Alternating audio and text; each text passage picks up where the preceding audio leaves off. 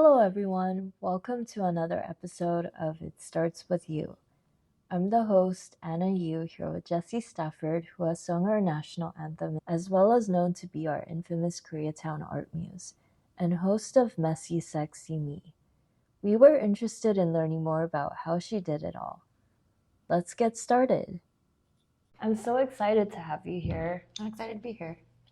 I know, I've seen your daughter's baby pictures and things like that, and I'm so excited for you for that too. Thank you. The birth of your daughter Presley, and I feel like there's a story behind that as well. Like the birth of your daughter, it feels there could have been some growth.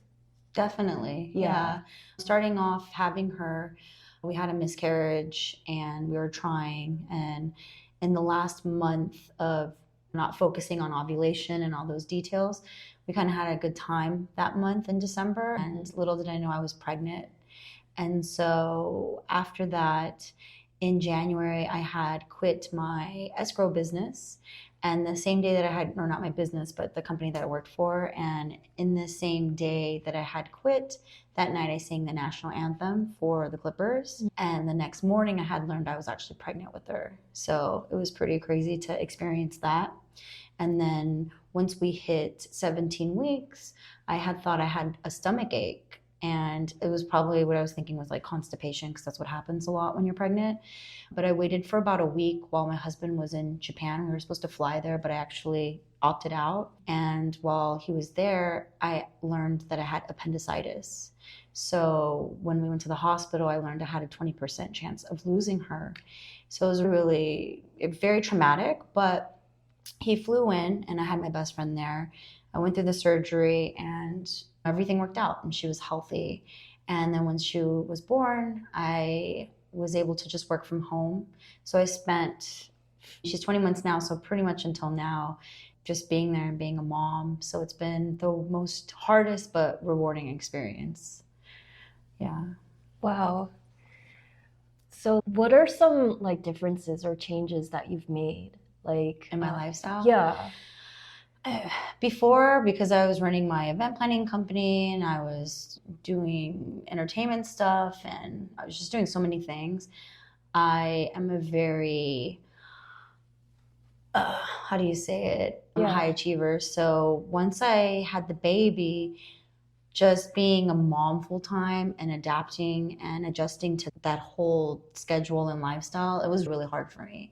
I had her around 38. So I think the struggle of being an older mom is definitely challenging, but now coming out of the survival mode of having her and now finally starting to lose weight because my hormones are rebalancing and having time to see friends and do creative projects, now I'm starting to see the light. So it definitely was very hard. I definitely went through postpartum depression just because of the lifestyle changes and the identity changes. But I think it's a beautiful thing to have something born through you come out of you and watch it materialize into human form and then become this beautiful focal point to his family and my family. And now I'm coming out of it as I share, but during that time it was super hard, but now it's starting to get a lot easier. But it's not for the faint-hearted, definitely. Yeah. What are some things or some strategies that do you feel like you used for conflict resolution? I think being an older parent and spending the time working through my internal battles and my internal demons, having that long length of period to really work on myself allowed me to create tools to be able to work through a lot of the conflicts. Also, being in a relationship with someone who I had been with already about 5-6 years prior, maybe even 7 years prior at that time, we had already worked through so much of our conflict and the issues that we had just being as a couple and as normal relationships have, that by the time I had Presley, I feel like we did so much work to make sure we were aligned. And of course, it's not perfect. We definitely still bicker and have our issues because we're both strong-minded people. but it created a space where we found a safe place for communication. And I think that's what helped me through having the pregnancy and then the challenging delivery and then having the baby come. It was really hard to navigate, but I think consciously I kept thinking, I know how hard this is for him and I know how hard this is for me. But if I wreck this by being emotionally chaotic and berating him on things that he doesn't understand and he can't understand how I feel when I can just communicate, that made me really cognizant of when I'm really upset or angry to take a moment instead of responding as I used to. I used to respond. I'm not a Cancer, but I'm a fiery. I'm a Cancer too. Yeah, that makes sense. That makes sense why we're so similar like that. But I have a very feisty personality. So I knew that going into having this baby, I couldn't be that person. So I made a lot of mental changes to make sure that I can uphold the balance in our relationship there, because my husband, Daniel, he's even keeled, the nicest guy. He's very logical, but sometimes it's black and white for him. Right? In life, it's gray. There's so much gray area, especially raising a child, identity, making a home. But we found a way to be able to respect each other and communicate. So if he didn't understand what I was going through and I'm cracked out from being up and not sleeping and I'm leaking from milk and I didn't eat and all of these things, he would just try to come through for me and ask me like what I need and things like that. And I would appreciate that, because you know how some relationships, many people just expect that, and that could be the biggest issue. Yeah. But you know, you're working with two humans, very flawed people. So to assume anybody can read your mind and know how to collectively take care of you the way you want to be taken care of is ridiculous. So the best thing to do is in conflict or in issues, you just step back, take a breath, and then I come back and I say, you know what, I'm sorry. I was not intentionally trying to be so crazy, but I'm tired, I haven't ate, all of these things. Like, can we figure this out? So it was a lot of communicating, but it was a lot of me stepping back because he's not the one to engage into more erratic behavior because he's so even keel. So I knew I was the one who had to make those differences in our relationships and those changes. And that did make the difference in the first year and a half of really hardcore raising her. It's very hard. But I'm glad I did that. And like I said, it's a testament to also being older. So I know there's a lot of people out there that feel their clock is ticking, which it is true. Like, I suffer from fibroids. That can definitely be an issue that I have for the future for the next child. But life is supposed to happen the way it's supposed to happen. Timing's supposed to happen. And there's nothing that you can force. And by worrying about things and by stressing about things, it only makes situations more drained. And I feel like you don't really manifest the positivity that can come from it. You only manifest more of that negativity. Yeah. So I was really aware of trying to work through my natural reaction and try to hold my tongue and respond in a better way. And if I didn't respond, then I would try my best to go back and apologize if I have the energy and if I didn't have mommy brain fog, which is what happens. But I feel like I think he could agree too that for the first year and a half, it could have been a lot more of a struggle between us internally on perspectives of who we are. But instead, we collectively came together for the betterness of our child. And I feel like the last year and a half together, it's been a lot better and a lot less stressful. Of course, there's always stress, but what we put into it. So I'm very grateful. I'm glad that I took the time to work through it. And I'm glad that he was open enough to give me space and to love me enough to let me find myself in this new adventure that I have to pretty much sacrifice a lot of my body and my mind and my soul to produce a baby and a family. Yeah. I think that's great, like, that you guys were able to work that through. So what do you think is like some of the most important things when it comes to a marriage? That's a good question. I really believe being best friends first is everything.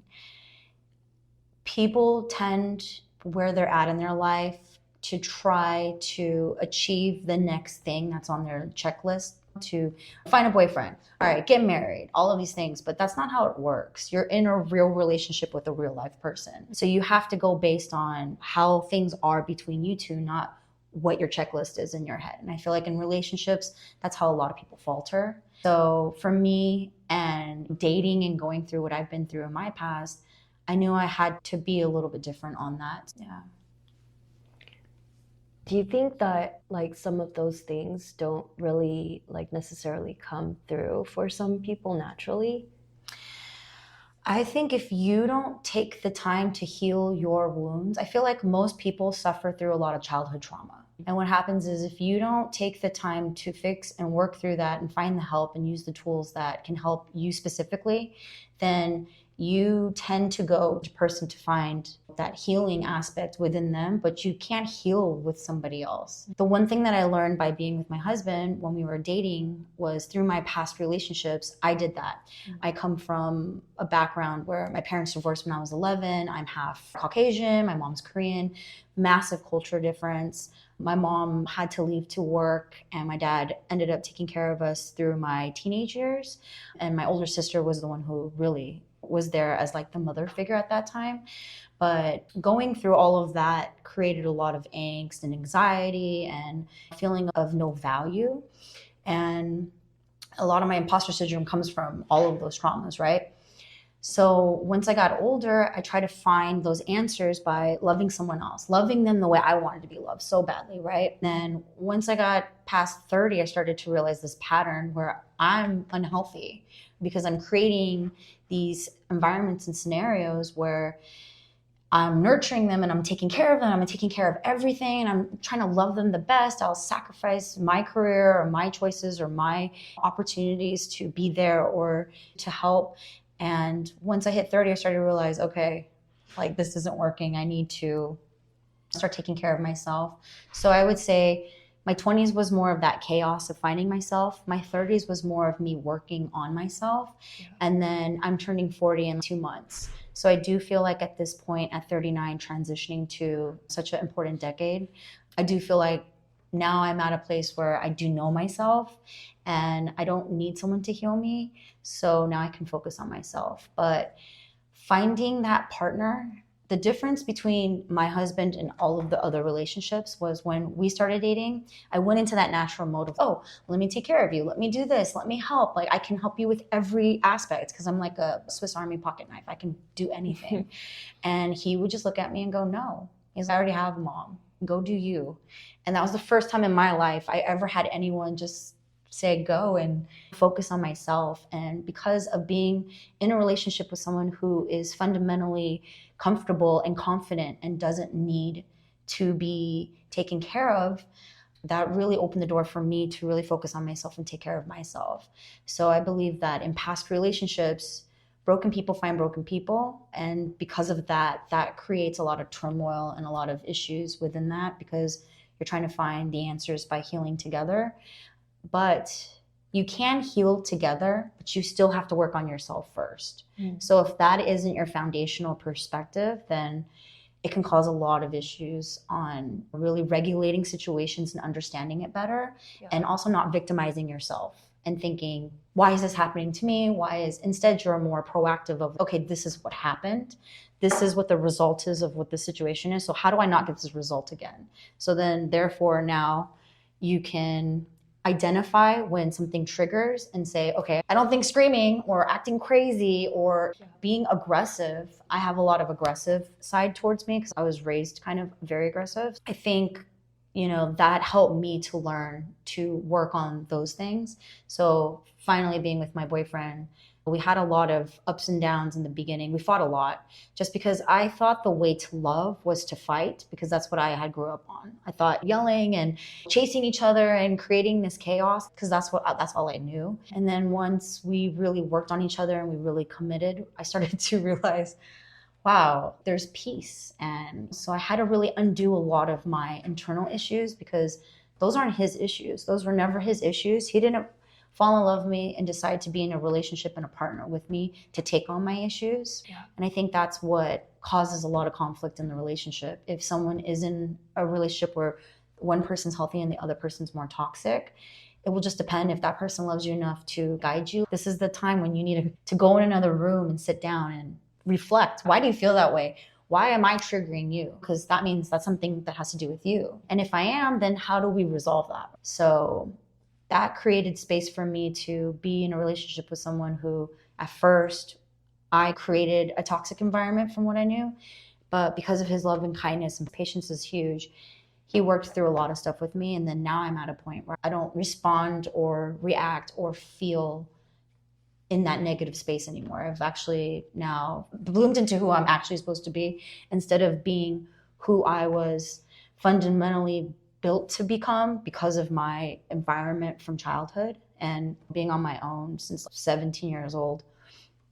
So I think focusing on where you're at and who you are, trying to fix those things, and then finding a partner that will work through that with you, but you're not expecting them to fix that. I think that is a good formula to find a longer lasting and more harmonious relationship. It's like a lot, yeah. I think that's so beautiful, though. Being able to find someone who can work with you continuously and consistently. You have to also, because that's what it is with dating, right? You're going in, you're interviewing someone, you're trying to figure out what's good, and then you make a decision, but you don't really know who they really are yet. So I also want to encourage people, that are watching, that don't, even if you're in a relationship, don't put all your eggs of hope in one basket. Look at it as you're in a relationship to grow, and you're in a relationship to understand yourself better and how you respond and react chemistry-wise with somebody else. And you don't settle until you find that, like, it's not perfect. There's nothing perfect about anything. But until you find that match of someone that will hope, that wants to balance out and love you enough, and hope that love is enough to make it work. But if you are in a relationship and it's 1, 2 year in, 6 months, I've been in relationships where I knew 3 years in I shouldn't have been in them, and I've written letters like I shouldn't have been in it, and then I look back and I'm like, dang, 4 years later or 5 years later, you think about that. But if anything I can share is there's no time limit. You can have a family and a baby like I did at 38 years old, still trying to have the next one hopefully by 40, 41. But it's all relative. You are in a relationship with someone, and if it doesn't work out, that's an indicator of what you need to do, which is you need to exit. This is not working for you. And I feel like a lot of people, they try to hold on because of what they invested into. But I feel like I understand that, but try not to hold so heavily into that and think, I got everything that I was supposed to learn out of this, so it's a good time for me to go and protect yourself and put that boundary for yourself. So I think that's really important for people that are dating to realize, because I think most people stay in relationships too long, or they get in abusive relationships and think that's what they deserve because of how they were raised or treated previously. But you need to have really good boundaries for that. I think sometimes people just can't tell if sometimes they actually care about that person, or sometimes when you're in a relationship and you fall for that person, you just don't know when it's the right time to leave. Yeah, and I agree. You wouldn't know that until at least a year. I would say 365 days is a really long time in perspective. And usually in the beginning of a relationship, you spend a lot of time with that person, right? Mm-hmm. So that actually builds up into in a full frame, it could be a year or 2 years of how much time you spend with that person, right? Yeah. So I would say I would encourage people to really review after a year or 2 years. Like I said, in the past relationships, I knew by the third year. I knew, but I didn't push through because of how much I invested and how much I did care for that person. Yeah. But if someone loves you, if you feel it, you know if it's right. By the time that you sit there and really start reviewing the pros and cons in a way, you'll know if it's worth it or not worth it. I think for me, it's just that I know by a couple months in. Oh, that's good. But the thing is that at the same time, it's just that when I care about somebody, like I think about, do they actually care about me? And that's very valid. Of course. And then at the same time, like I like list like what they're doing for me, what they're not doing for me, etc. But I feel like there's a certain list that I write down in my head mentally. But at the same time, like I do feel like sometimes I do, when it's like a couple months in, like I neglect that. Like I write it down mentally, but then like I disregard it. Yeah. You know, if that happens. Yeah, and that's normal. Yeah. Like relationships are not something you can pinpoint and know exactly what's going on. And that's why I give it a year, because I would know in 6 months, 3 months, my recorder, I would already review and be like, okay, this is not even worth my time. Yeah. But if somebody deems like longevity and they make you feel that way, then I can see how there's a lot of people who stay. And so what I was sharing is if they do. Yeah. But most people, they're already keen to already know themselves, to know like after 3 months or 6 months, if their lifestyle, their personality, you meet their families, like even that can be a deal breaker. So that's why I say a year, because if you're really serious about someone, there's so many things you have to go through with someone. Like I believe that traveling is so important. Seeing a person's patience and how they talk to you and how they treat people, how they plan, how they think about the time that you're going to spend together, the time that you're going to make something that you guys are investing into, right? It can be a large investment to go and travel, and with the economy today especially. But that gives you an opportunity to see how that person really responds to you, and how they respect you, or how they respect the time that they share with you. I like to tell people, travel. That's a great indicator to see, because people can't keep the mask on past 3 days. There's no, if they can, then that person's psychologically somebody you don't want to mess with. So that's like a whole nother podcast we could be talking about. But if a person is flawed, that's okay, right? And someone can be how I was, which very difficult in many ways. But if someone cares about you, they're going to try to work on those things. I'm not going to go on a trip with someone and be like crazy with them there. I'll do my best to really enjoy it and be present and do that. But you really can see in a vacation or a travel experience if that person is your person. Yeah, I agree with you. Yeah. Have you ever had an experience with an ex or whoever, like, where they did something bad to you and then like just that they did something bad? Yeah, I think all relationships, we all mess up. I've been through lots of things, but if you can look at the full gambit of like your life, and it's easier to say now because I'm 40, it's harder to say when I'm like 20, it's harder to say when I'm 30. But if I look at the whole time span of being in relationships, I don't think necessarily negative things that happen or bad things that happen to you are bad things. I think those are the things that grow you. Yeah. How can you ever become who you're supposed to become without having bumps in the roads and hiccups in life, right? That's how you know who you are, through challenges, and how you respond to those challenges and how make them better. Or, you know, maybe you need to grow more and that's why you're stuck. So I think those are great indicators. And I think maybe when I got cheated on, which is crazy to say now, it's like maybe I wasn't being the best girlfriend, or I wasn't paying attention, or he has his perspective and I have mine. And a lot of us hyper focus on being the victim in that stance. So that's what I really want to advocate, is try to look at the situation and try to learn and grow from it, then sit there and spend all that energy where you're so sad and you are a victim, that instead use that energy to realize, okay, this situation and scenario and person is not for me. I got everything that I could. It's time to exit and find something more positive that can manifest into something greater. So I wish I had a mentor to push me on that perspective and mentality during my 20s and 30s when I was like heavily dating and going through stuff. I think that's great, because like I feel like some people in relationships, those are like really big red flags if someone cheats on you. Yeah. Like they still stay in those relationships. Yes. And question it a lot. Yes. I stayed in the relationship. Yeah. And that's what it is too. It's like timing. It's where you're at in your life. Did you work on yourself to understand why that he cheated? It's not necessarily your fault. It's his fault for not communicating what he needed, and he had to go elsewhere to get what he wanted. These are things that you can sit down and have a conversation and respect each other. Yeah. But when you're young, we aren't really built and trained to know that's okay to do that. Yeah. We're built to experience and then either respond in a negative way and to flee or to blame or to victimize.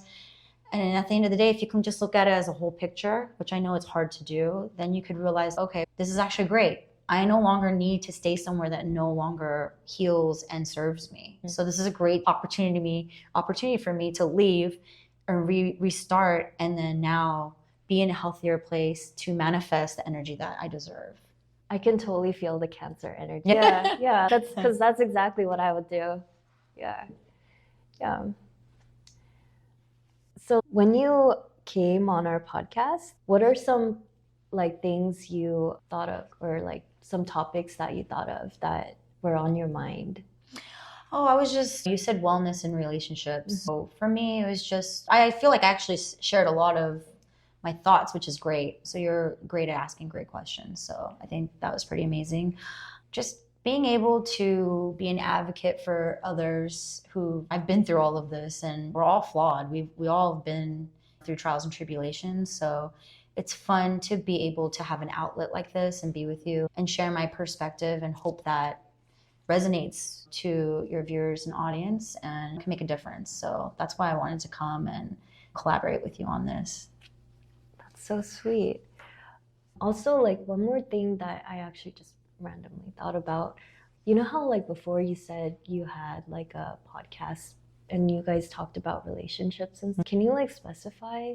Yeah, we had a podcast. It's called Messy Sexy Me. Yeah. Don't tune in if you're perfect, just because there's just so many ridiculous people out there that are criticizing. And if you're perfect, then you don't need to listen. But I did that with Quincy and Nikki, and we put our heart and soul into it. But I had gotten pregnant, and then Nikki started her own beautiful show, and then Quincy has built her new businesses. We put a plug in it, or a pin in it, to put it on hold, because it's such a baby for us, and we put so much love and care and just time, and we didn't want to keep it running if we can't give it 3,000%, right? Mm-hmm. So hopefully we talk about it, because I was just with Quincy for her birthday. We were just with Nikki for her wedding, which was amazing. We miss it. But as with podcasts, there's investments, there's production, it's just so much time while I'm trying to be a new mom and raise a baby, and they're running their new businesses, and I'm about to start running more businesses right now. But we would like to go back. It was the best therapy I could have ever had in my life, and such camaraderie just to be with my girls and are we allowed to cuss? Are we allowed to cuss? Yeah. Oh, okay. Yeah, just shoot the shit together and drink wine and bring the craziest people on. And we had Anna, who has a lioness, and it's this inquisitive, intuitive vibrator that's based on science. And she was amazing. And we had her on, and we just had the coolest speakers and guests to come on, and we learned a lot. And so I miss it. I miss it dearly. And if we do get an opportunity to go back, then we would totally do Messy Sexy Me again. That would be so awesome. Yeah. Thanks for asking about that, because I do miss it a lot. I miss being with my girls. Yeah. You guys still hang out though, right? Oh yeah, we're still peas. We're 3 peas in a pod still. So Nikki lives in Orange County, so it's a lot harder for us. Yeah. But Quincy's here in LA with me, so I was just with her for her birthday, and she's gonna help me plan my birthday, my 40th, and so we're all still, in a sense, thick as thieves, and we're still there. So grateful for that. Yeah. It wasn't like some kind of fallout or anything at all. So nothing like that. Yeah. We're still all in great shape together. But yeah, there's nothing like that kind of camaraderie of just being with your girls. And I was on another podcast as well. I was on Conversations with Ryan and Mark and Sung, and we went on a little bit of a hiatus as well, but I look at the podcast as a way for me to exercise, because I love acting, I love singing. I'm working on, nobody knows, I haven't announced it, but for my birthday, my husband is gifting me my first single. So Oh he's my going to help me God. produce and creative direct and do all of that. And I have massive imposter syndrome. So it was really hard for me to put my music out there. I love to sing. I can freestyle. I can listen to a beat and make a melody and sing. And I can sing everything. I'm like a karaoke jukebox, but I had just so much imposter syndrome and fear of putting myself out there and failing. And I think hitting 40 now and having my baby, my daughter, it all goes out the door because you're like, you can't think or feel or think so less of yourself when you have a daughter to raise. So that was like a massive perspective for me. And when he presented to me that he wanted to give me this as a gift, I started crying because I was like, wow, you're making my dreams come true. Yeah. Anyways, I'm getting emotional again. We're cancers. We're always sensitive. But yeah, I think having these outlets of acting and singing and podcasting and all these different things that we can do. I think that's the beauty of being in Los Angeles. Even if you don't have a door, you go find the door and you open it. You find someone to help you open it. You put yourself out there and be vulnerable and you see what's on the other side. And I think that's the beauty of LA because I'm a military kid. I lived in Texas, Kentucky, Ohio, Germany, Arizona, all of that, all before the age of 15. Wow. So I've never had a steady home and I've never really felt like I belonged. And also being a mixed, I don't like to say I'm half, I am 100% of both. I'm 100% Korean, I'm 100% European. So that created a lot of identity issues, which inflated a lot of my imposter syndrome. But I am grateful that I always found this motivation inside to just keep going and put myself out there. Even if I didn't make a song or an album, I still went on stage. I opened for Blue in Exile at Orange County Observatory in OC for 5,000 people with my friends, Eric and Scenario. And I got to sing for the national anthem, and that was like 17,000 people in there. And so I put myself in these weird places. So I know there's a lot of people out there that are thrown off because they're like, you have imposter syndrome, you're insecure. Of course, I have all those things, but in moments when you have opportunities, I seize them and I go and I just give it my all. So I always want to just tell people, no matter how fearful you are, even though now I'm doing like an album or my single, no matter how fearful you are, like you won't know what you're made of until you step on the other side of that fear. So it's really important to believe in yourself and to keep yourself accountable on following your dreams because there's no one out there in this world that's going to save you or make those things happen. You have to fight for them. So people that are out there just waiting for their big break, you only get that break if you're in front of all those people and they see that talent and they see what you can offer and they see the light that you bring. So I just hope to motivate people to believe in themselves. And even if you don't know, people don't know that you don't know. That's what I've learned about myself, right? They're like, oh, what do you mean? And I'm like, I'm just sitting there sweating and my upper lip is sweating. My Whitney Houston, I always call it. And I do listen to my own feedback, but I definitely do try to put myself in scenarios that are really scary. Like I've been bungee jumping, I went skydiving. Wow. I've done the most scariest, craziest things. I went bungee jumping in Ecuador. We were riding bikes and we saw a bridge and we were just like, hey, let's go. And that's how crazy I am. Oh my and gosh. For my 26th birthday, I got 5 of my girlfriends and I was like, let's go. And they were down and we just jumped out of an airplane in Lake Paris. And oh my gosh. So I love to be spontaneous, to be transparent. Of course, I have fears and I worry and all of these things. Just don't let it debilitate you. And I feel like with music, because music's my number one, that's why it debilitates me so much because I care so much. Like it's my everything. And I don't make music for fame and fortune, for money or anything like that. It's because that's my therapy and that's who I am.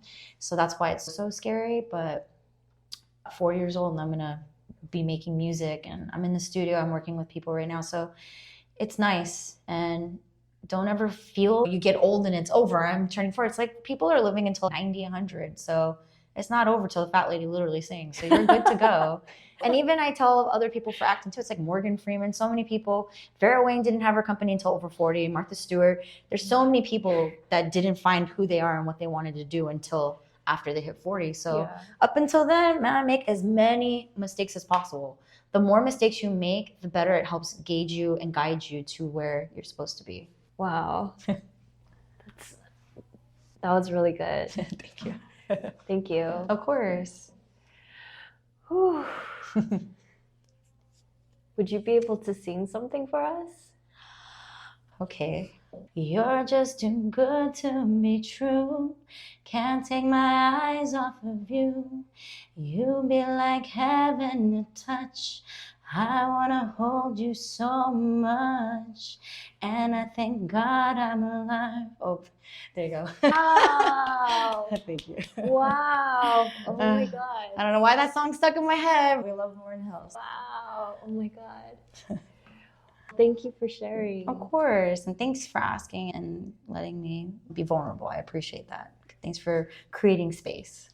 Thank you. Well, I think that was the end of our questions. Awesome. Yeah. That's awesome. This was great. Yeah. Thank you for having me. If you enjoyed this episode, you can support our cause by going to buymeacoffee.com/Anna Yoo. That's YOO. More support means more episodes. The link is in the episode description.